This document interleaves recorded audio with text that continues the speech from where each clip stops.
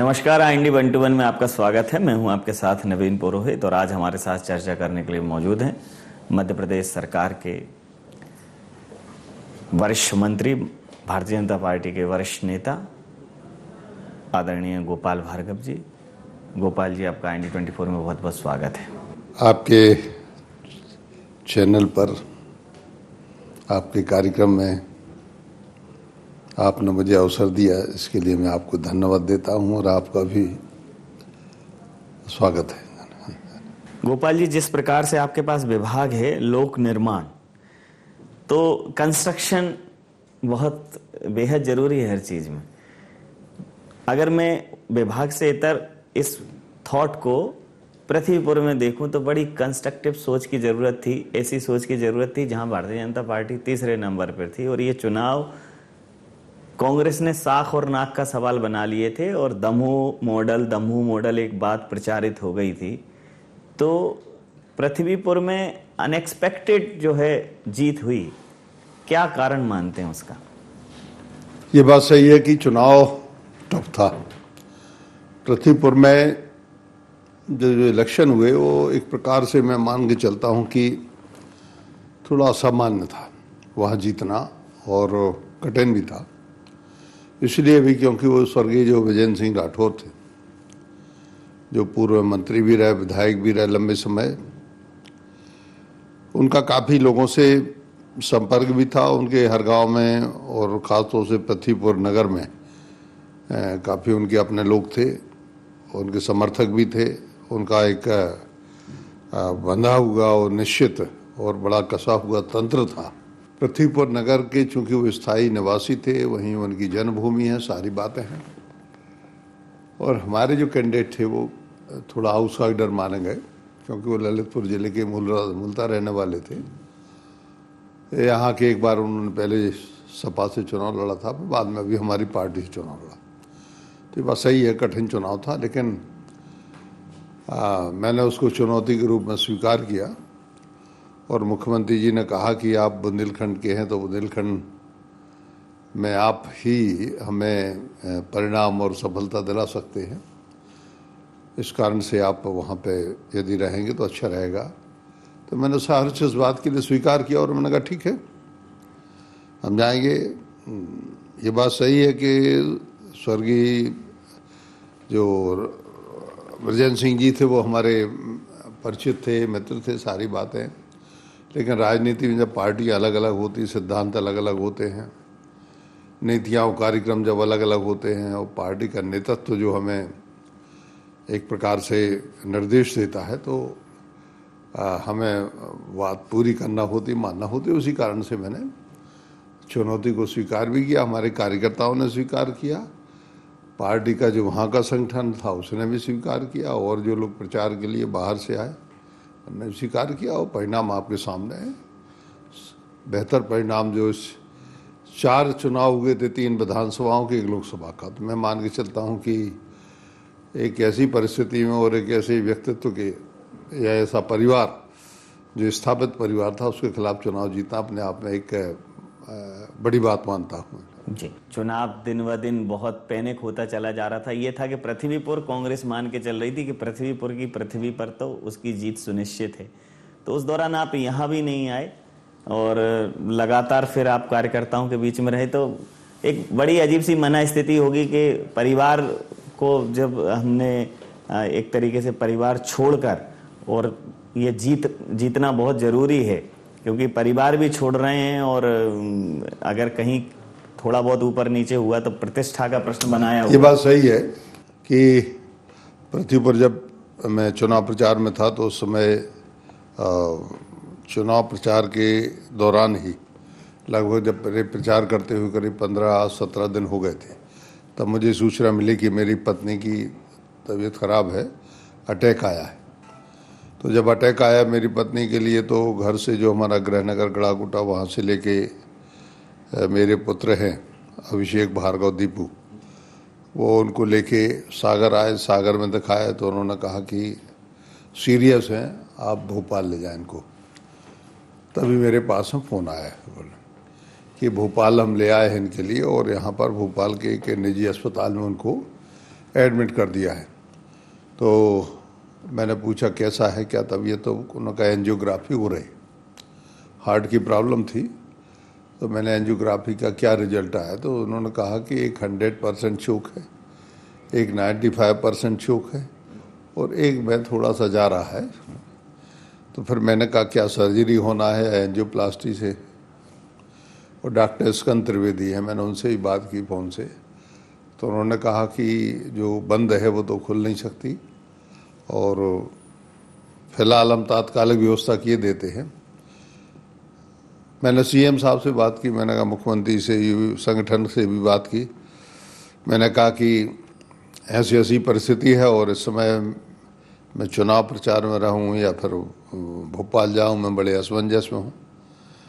तो सीएम ने कहा कि नहीं, मैं देखूंगा, स्वयं जाऊंगा और आप वहीं रहे चुनाव प्रचार में। तो फिर मैं यहाँ नहीं आया भोपाल, यहाँ उनका इलाज चलता रहा, हॉस्पिटल में एडमिट रही वो, और उसके बाद में अब आजकल तो घर पे है वो। लेकिन ये बात सही है कि 2-3 विषय ऐसे आए चुनाव प्रचार के दौरान। जैसे मैंने अपनी ज़िंदगी में जब से बचपन में और जब से मेरा जन्म हुआ है तो मेरे घर में अष्टमी का पूजन होता है, तो दुर्गा अष्टमी का। तो अष्टमी का पूजन पहली बार मैं उससे वंचित रहा, दशहरे से मैं पहली बार वंचित रहा, दशहरा भी वहीं हुआ, सब कुछ। तो ये निश्चित रूप से। लेकिन जीत हुई तो दिवाली तो हो गई अच्छी। हाँ, दिवाली हो गई। अब हम तो एक पार्टी के कार्यकर्ता समझ लो या जिम्मेवार पद पे बैठे, 40 वर्ष होने को है लगभग विधायक के रूप में। जब बीजेपी के देश में कुल 2 सांसद हुआ करते थे, उस समय हम लोग बीजेपी के विधायक के रूप में चुन के आ गए। तो अब मैं मान के चलता हूं कि मुझसे वरिष्ठ विधायक भी विधानसभा में वर्तमान में कोई नहीं है। और लंबे समय से मैं, जब से उमा जी मुख्यमंत्री बनी थी तब से मैं मंत्री पद पे भी हूँ। बीच में पार्टी ने मुझे नेता प्रतिपक्ष जैसे बड़े पद की जिम्मेवारी भी दी जब हमारी पार्टी सरकार में नहीं थी। तो जब पार्टी ने मुझे इतना माना तो मैंने सोचा कि अब ये ठीक है, घरेलू समस्याएं तो लगी रहती हैं और तीज त्योहार भी एक बार मैंने सोचा कि चलो आगे भी भगवान को मना लेंगे। लेकिन अब फिलहाल राजनीति देखें, क्योंकि जो सामने था वो कटत, यदि उसमें हम सफल नहीं होते तो क्षमताओं के सामने भी प्रश्न चिन्ह लगता है। और स्वयं की क्षमता है और पार्टी की क्षमता, दोनों की क्षमता, और फिर सरकार की कार्य प्रणाली और राज्य के नेतृत्व की कार्य प्रणाली, ये सारी बातें एक दूसरे से जुड़ी हुई हैं। राज्य के नेतृत्व की, पार्टी के नेतृत्व की, राज्य के व्यक्तिगत भी, और सारी बातें एक दूसरे से जुड़ी हुई हैं। तो मैंने सोचा कि ये महत्वपूर्ण है। वैसे एक गड़ाकोटा में तो एक गोपाल जी मैनेजमेंट चलता है, एक अलग ही फॉर्मूला है कि चुनाव के पहले गोपाल जी बिल्कुल चुनाव के भी जाते नहीं है, 2-3 महीने पहले बंद कर देते हैं चुनाव मैदान में जाना। लोगों ने उन गोपाल जी को जो खुद के चुनाव में नहीं जाते और उस चुनावों में देखा, तो मतलब जैसे होता है ना कि कोई एक शक्ति होती है कि जिसका आदमी संचय करता है, कि जो खुद के लिए खर्च नहीं करे और दूसरे के लिए खर्च कर दे। तो खुद के लिए जो नहीं किया वो आपने यहाँ पार्टी के लिए किया और उसमें फिर एक अच्छा रिस्पॉन्स भी मिला। देखिए, यहाँ पे दूसरे प्रकार की परिस्थितियाँ थीं। जो कांग्रेस के उम्मीदवार हैं उनकी पृष्ठभूमि और उनका परिवार एक प्रकार से रसूखदार और बहुत दबंग छवि का और एक बड़े ऐसे व्यक्तित्व का जो विशाल व्यक्तित्व था, वैसा परिवार माना जाता था। और उसके सामने हमारा कैंडिडेट जो था वो उससे हैसियत का नहीं, तो उसको कहीं ना कहीं उसकी भरपाई करना पड़ती, उसको कंपेंसेट करना पड़ता। तो मुझे लगता है कि मैं उसको शायद हो सकता है थोड़ा बहुत कर पाया हूँ। और ख़ासतौर से मेरी समाज जो है, मेरी जिस जाति से मैं आता हूँ, ब्राह्मण समाज, तो ये वहाँ पर डिसाइडिंग एकदम फैक्टर था। वो जिस तरफ चले जाते हैं उस तरफ चुनाव चला जाता है।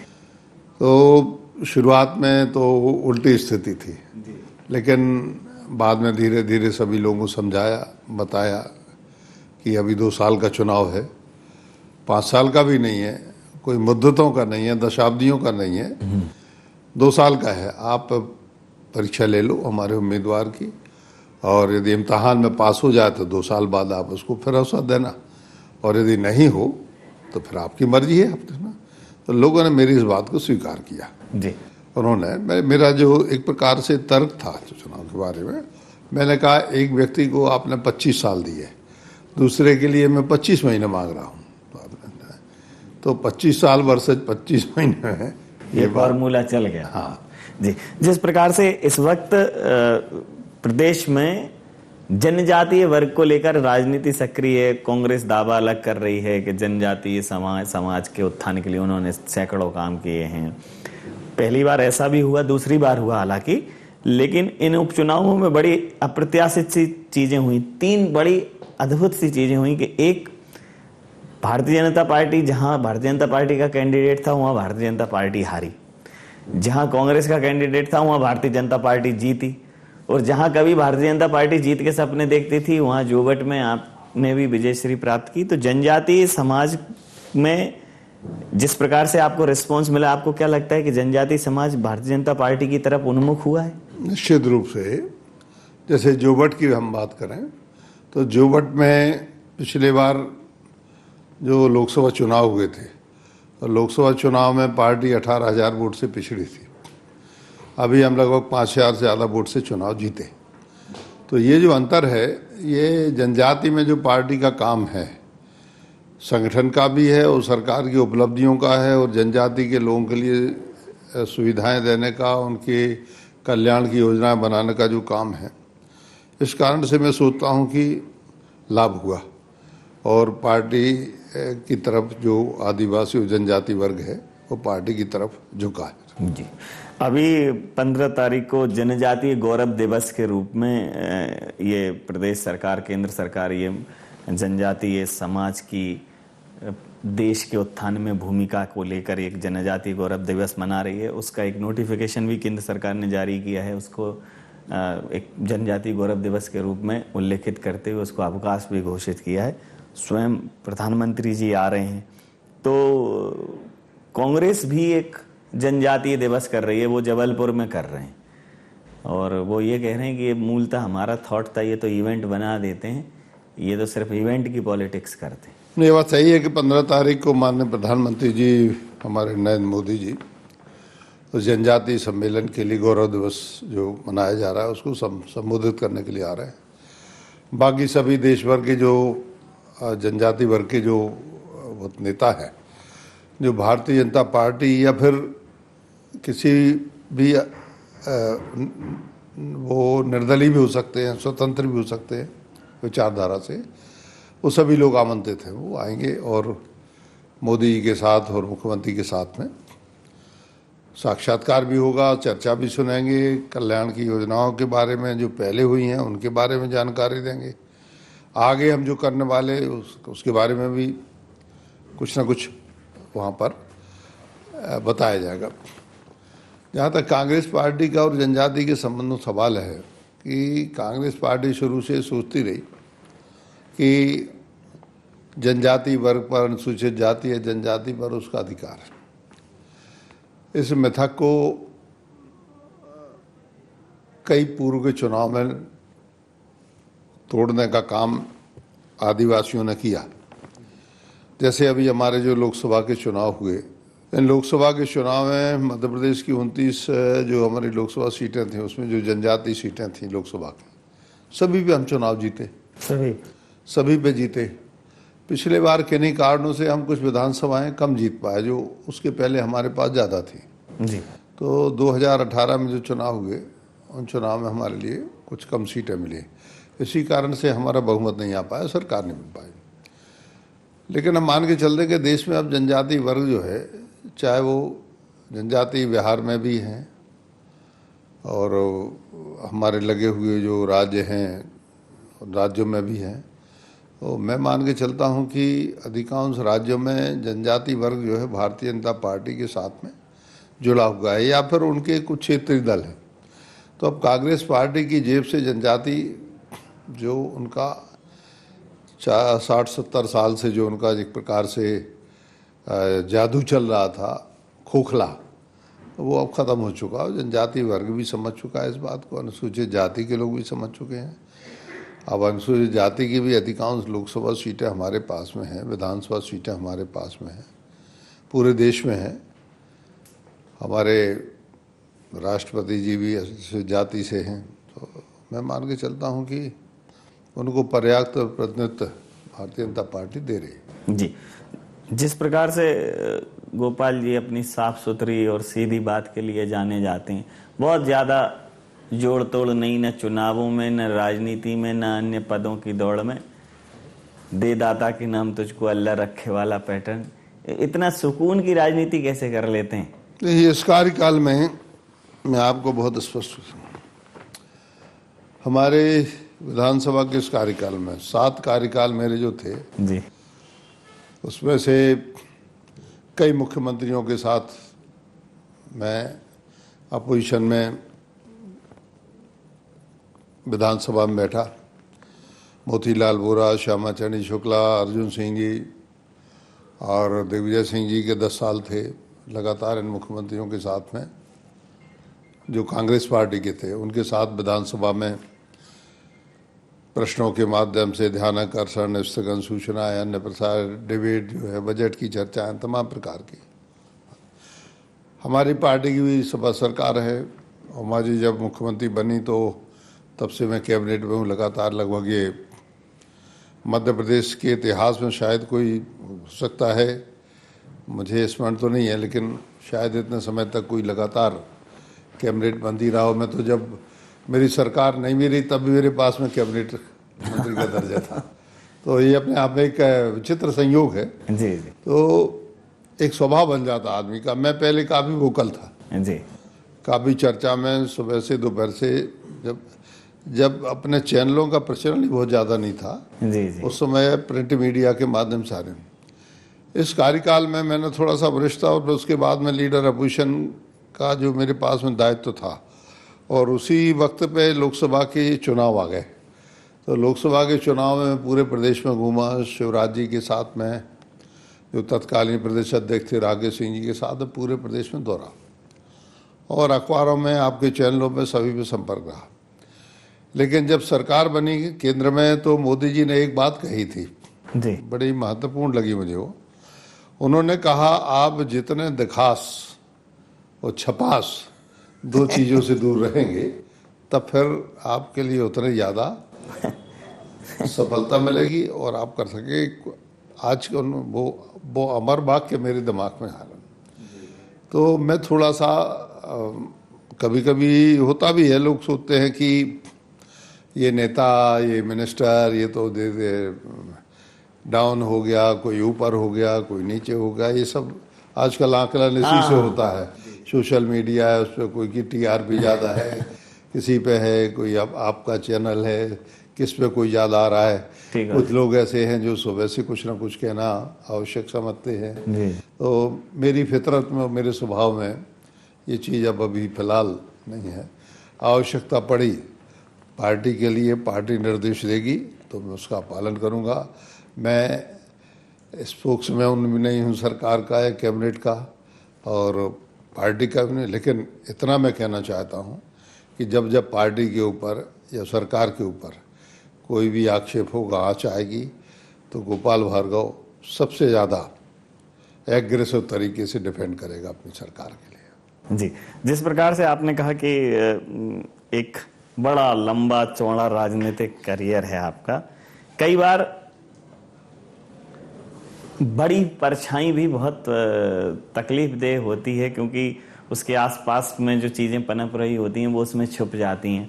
अगर मैं नेता पुत्रों की बात करूं और अपने व्यक्तिगत अनुभव की बात करूं तो ये कोई मुंह देखी बात नहीं है। मतलब अभिषेक जी युवाओं के बीच में काफ़ी लोकप्रिय हैं, और चूंकि आपका इतना बड़ा कद है तो कई बार इसका सेक्रीफाइस भी करना पड़ता है पार्टी के लिए, कि अगर अभिषेक जी को इंडिविजुअली अगर उनको उन मापदंडों पर तोला जाए तो एक सक्रिय युवा नेता हैं, लेकिन कई बार पार्टी का जो नियम कानून होते हैं और खुद आपकी अपनी उपस्थिति बहुत इतनी बड़ी उपस्थिति है, तो पूरा परिवार खप जाता है। लेकिन भारतीय जनता पार्टी में बड़ा सेक्रीफाइस है, तो वो एक पिता पुत्र के बीच की मना स्थिति, योग्यता की भी मना स्थिति, तो कैसे फिर क्या माहौल रहा होगा? एक बीच में ऐसी स्थितियां रही जब टिकट की बात चली थी?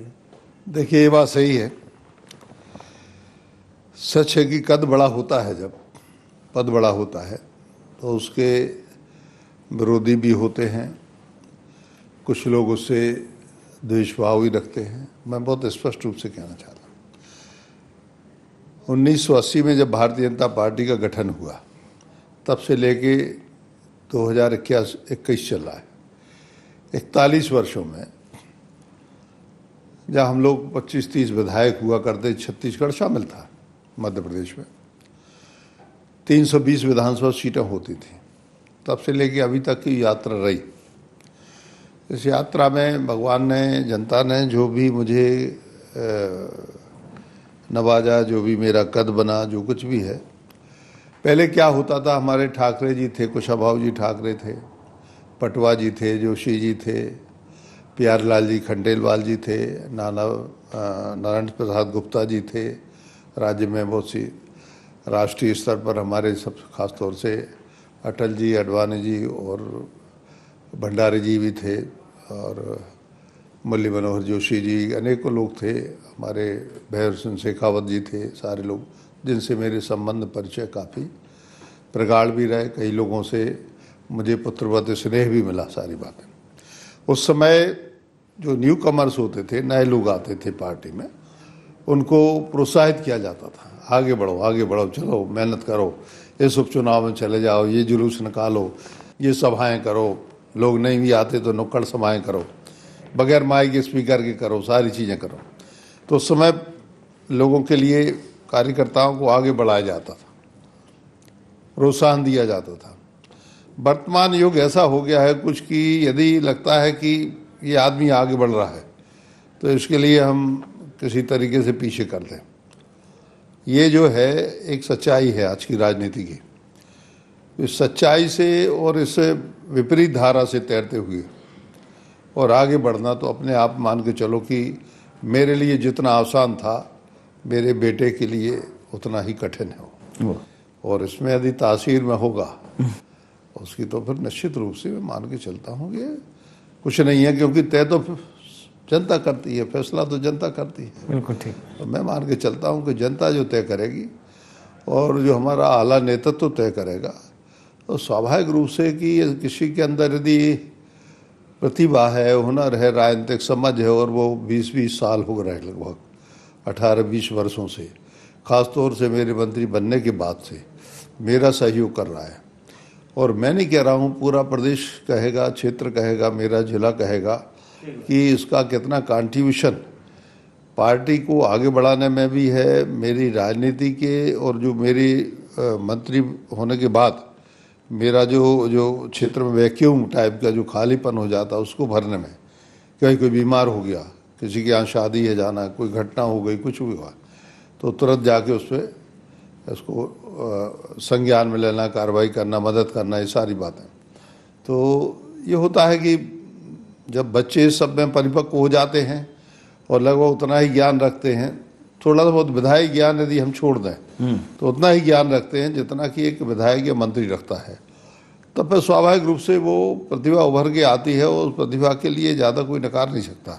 बिल्कुल ठीक है। तो ये होती है कि जैसे कहते नहीं, खुद ही को कर बुलंद इतना कि बंदे से खुदा पूछे, बता तेरी रजा क्या है। हाँ, तो यही मान के चलता हूँ कि अंतिम और महत्वपूर्ण प्रश्न, पूजा सामान्य व्यक्ति की तरह पूजा में रमने वाले गोपाल जी, आम आदमी के दुख दर्द में शामिल होने वाले गोपाल जी, एक व्यवसायी की तरह टॉकीज के टिकट काटने वाले गोपाल जी, और एक अजीब से राजनेता की तरह चुनाव प्रचार न करने वाले गोपाल जी, और कभी मतलब बहुत ज्यादा जद्दोजहद करते हुए नहीं देखा कि भाई ने, जैसे जब कोई भी बात चलती है तो नेता प्रतिपक्ष कौन बनेगा, एक शब्द है, एक कौन बनेगा करोड़पति जैसे एक गेम आता है, तो बहुत लोगों की क्यूरियोसिटी जागती है, तो कौन बनेगा नेता प्रतिपक्ष, कौन करेगा ये, कौन करेगा वो।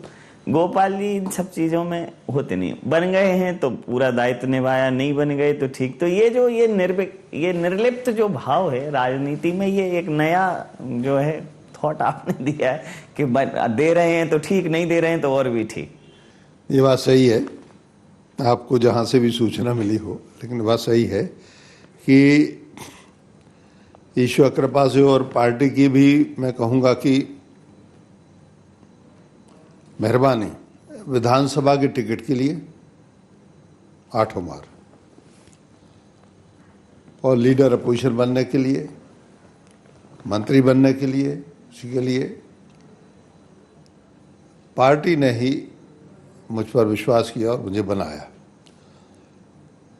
बहुत ज़्यादा दिल्ली जाना आना, फिर वहाँ पर पता नहीं क्यों 1-2 दिन के लिए कभी जाते हैं तो मुझको लगता है चलो वापस चलें।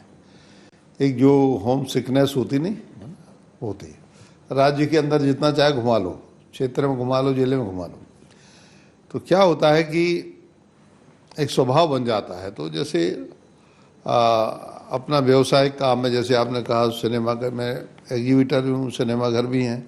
अब तो खैर 2 साल से कोरोना के कारण काफ़ी डाउन हो गया, लेकिन मैं मान के चलता हूँ कि अपना नैसर्गिक स्वभाव समाप्त नहीं होना चाहिए। मेरी मान्यता ये है कि हम जैसे हैं वैसे ही रहें, हमारी शुरुआत जैसी हुई थी वैसा हमारा अंत हो। ये बहुत ज़्यादा ज़रूरी है कि हम एक पाखंडी उच्छद में जीवन नहीं जिए। राजनीति में आने वाले कुछ लोग ऐसे होते हैं जिनको मैंने देखा है, राजनीति में आने के पहले कुछ थे और राजनीति में आने के बाद, पद प्राप्त करने के बाद कुछ हो गए। ये मान के चलता हूँ कि ये अल्पकालिक होता है। जहाँ तक चुनाव प्रचार में ना जाके और चुनाव जीतना जो है, मैं मान के चलता हूँ कि ये जनता की मेहरबानी होती है। यदि अपना काम 5 वर्ष लोगों के लिए समर्पित है, अपने जीवन समर्पित है, अपना पूरा समय समर्पित है, तन से, मन से, धन से, सभी प्रकार से, तो मैं मान के चलता हूँ कि जो लोग 5 साल लगातार दौड़ते हैं उनके लिए परीक्षा के दिन बहुत ज़्यादा दौड़ने की ज़रूरत नहीं है, या जो पढ़ते हैं उनके लिए बहुत ज़्यादा पढ़ाई करने की ज़रूरत नहीं है। जनता अपने आप खुद से, जो जनता के विवेक पर, बुद्धि पर, ज्ञान पर और निर्णय पर जो लोग शंका करते हैं, मैं उनके बारे में कहना चाहता हूँ कि जनता से ज़्यादा समझदार और ख़ासतौर से अपने हिंदुस्तान और कोई नहीं है। कई बार ऐसे फैसले हुए हैं जो जनता ने दिए हैं कि लोग अवाक होकर रह गए कि ये तो उम्मीद ही नहीं थी, ये कैसे हो गया। तो ये जो है वो सिक्स्थ सेंस जो होता है, छठी इंद्री, वो जनता की नेताओं से भी ज़्यादा कई ऊंची एंटीना होगी।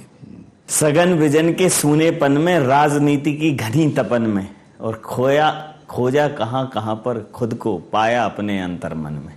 तो कोई पाखंड नहीं, कोई दिखावा नहीं, कोई बहुत बड़ी महत्वाकांक्षा नहीं। जो चरे बेती का वाक्य है वो शायद इसी प्रकार के राजनेताओं के लिए बना है। भार्गव जी, आपसे फिर आपकी वही चिर परिचित सहज अंदाज शैली में बहुत सारे प्रश्नों के साथ रूबरू होने का मौका मिला। आपका बहुत धन्यवाद।